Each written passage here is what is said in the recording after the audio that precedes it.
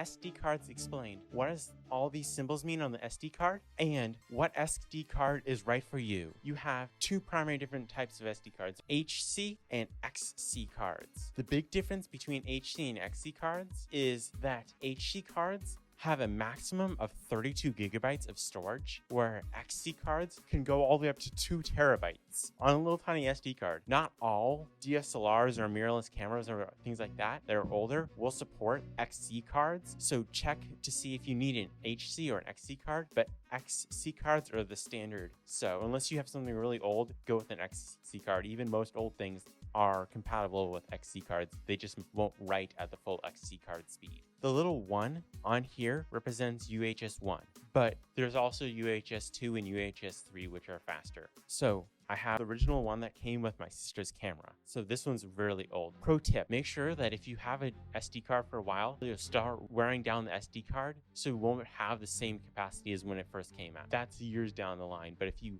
have had an SD card for a long time, make sure to check it, see how many write cycles are left for it or how much capacity it is, because even though this isn't 16 gig card, it only holds 4 gigs of photos. So you don't want to go out and have a issue where your SD card fails or something like that, or even worse, it just goes kaput on you. You're like, ah! Let's start with the HC card. You have the one with the U underneath it, which represents 10 megabytes per second read, which if you're shooting really big JPEGs, it's going to take a while to write to the cards. The 10 doesn't matter as much for XC cards and newer ones because that was an HC card thing. If you get a really old or inexpensive thing that needs an SD card, it's probably going to have one of these little numbers on it. It's going to either be 2, 4, 6, or 10 with a little circle around it. And so 2 is for 2 megabytes per second, 4 is 4 megabytes per second, 6 is 6 megabytes per second, and 10 is 10 megabytes per second. This one is really slow. When you're taking photos, it takes like 15 to 30 seconds to save the photo if I'm shooting a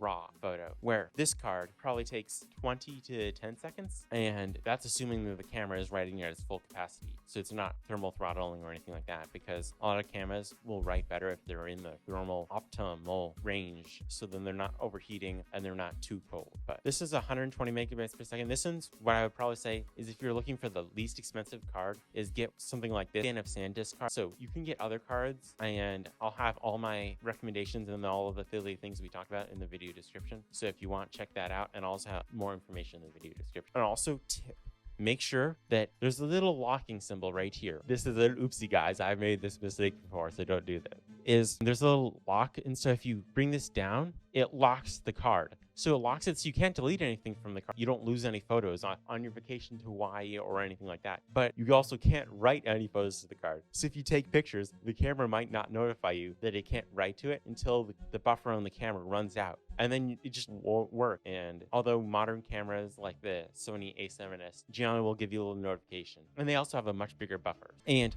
if you're going somewhere and you need to make sure that with a whole bunch of other people that have SD cards, nice thing about SanDisk cards is they put a little space so you can write your name on it. Or if you're doing a shoot for a client, that you can write the date on it or something like that. Or if you're shooting Christmas, but leave your questions down below. I'm super excited for this. These are SanDisk Extreme cards. Amazon has been running regular sales on these. So these are 170 megabytes per second, where this one's 120. So it's way faster than the really old one is. But the difference between a budget SD card and Pro has all the functions of this one, but these are way faster. If you're gonna record 4K log raw or 8K and also do raw images with your camera. So if you're gonna take photos or really big megapixel JPEG and RAW, benefit of RAW photos is, even though it might look a little not as nice in the camera, but you get a lot more flexibility editing in post. So to make it amazing and tweak it just the way you want. RAW doesn't discard all of the metadata, little bits of information that's really necessary, but RAW takes up a lot more space. You could put the Pentax camera. Leica makes good cameras too, and so does Canon, and so it doesn't really matter what camera you're choosing in regards to SD card, as long as it can fit in a standard SD. Although one thing, not all UHS 1 cards will fit in a UHS 3 card reader, because they generally have chamfered edges there tilted down, where these are flat. And if you found that entertaining or helpful, watch this next.